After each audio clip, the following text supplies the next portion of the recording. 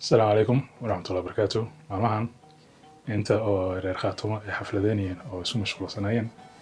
ninkii Xasan Sheekh Xajaas uu ka faa'iideystay oo markaa haweeney waxa xaraashtay eelkii hol dhahayo oo Khaatumo ku yaalay oo Turkida ka xaraashay haddana wuxuu kaloo xaraashay wixii kale oo oolaya oo wadanka ka heshaan idanka Khaatumo u dhahay waxa la iska dhahayaa maaha been propaganda maaha waa kana isma jida inta ka ark marka waa ka arintii journal Turkida ay leeyihiin baa xaqiijinaysa isma jidaan يا هذا أكوانا ويب سايت لين واحد دولة كوشيغان هو أكوانا أيضا حقيقيا أكوانا وحيد دولة كوشيغا أيضا أو هشيسكي سو صحيحي مركا هشيسكا سالكا سلو صحيحي لما أوغا وحو كتير سينهي يوحا كجيرا يو دادك فايدة كوغا مركا تركيدا كليا فايدة كوغابتا لا هذا سلو جيدو مركا صومالي وح فايدة كوغابان لما أوغا مركا هواي وح قرسودي الوصو صحيحي وي أو حسن شيخ كليا وكفايدة marka su'aan maalmahan Xasan Sheekh wuxuu joogay Turkida meel oo shir ay dawladda Turkiga ku qabatay uu joogay marka halkaas lagu wareysanay marka wareysigii ilaa saacad amal kala wareysanay marka intuusan hadlin baa ninkii oo wariyaha ahaa baabo amiray oo dhahay Xasan Sheekh waa nin xariif ah waa nin dawlad dhis waa nin dadka isku keenay waa nin oo horumar wadankiisa gaarsiiyay oo amiray beentu amiray waa kala dhigist. Under your leadership, Somalia has navigated some very complex challenges ranging from internal security threats to regional diplomatic tensions, all while striving to further economic development as well as integration with the international community. Xasan Sheekh way been lama bilaabo yani masaajidka been ku gufi jiray asagana beentiisii buu inta la soo fadhiistay warka wuxuu dhahayaa si inta maqal doontaan dhayaa hospitalaan dhisnay macallimiin fara badan baa shaqaalaysiinay iskuulooyin baa furnay al-shabaab meel laga xoreeyay baa adeeg dawladda geeynu dhahayaa waa ninka xukuumaddiisa dhar ku saaranta inay dhacdo oo ninka loo taagan yahay nimankii balaayada u taagan yihiin afkooda iyo balac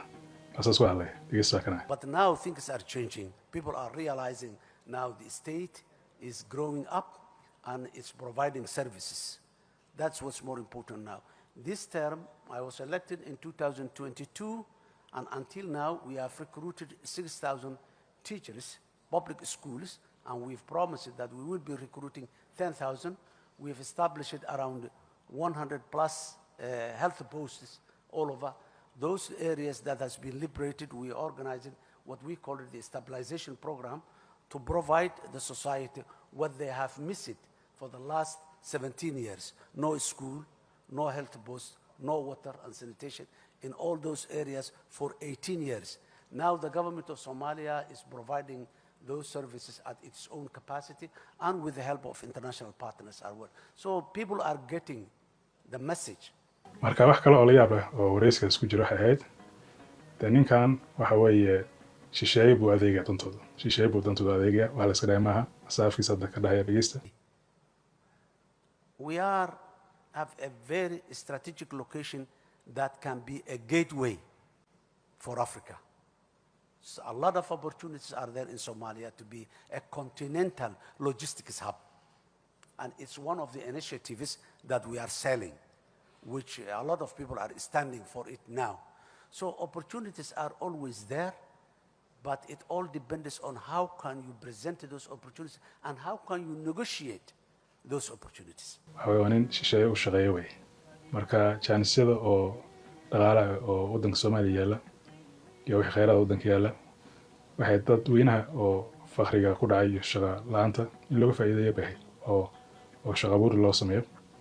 laakiin Xasan Sheekh wax isma aaminsan asoo aaminsan yahay in shisheeye wixii laga xaraasho oo marka wuxuu ay intuu uga baaqayaa kaalay imaada jansan ka faa'iideysta buu dhahayaa marka nin dan shisheeye u shaqeynaya way maaha nin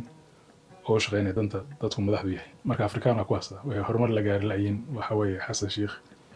iyo niman kale oo kharaf ah yaa la mid ah madax ka dhiganayaan marka nimankaas kale inta madax ay ka yihiin Afrika weligeed horumar lama gaarayo.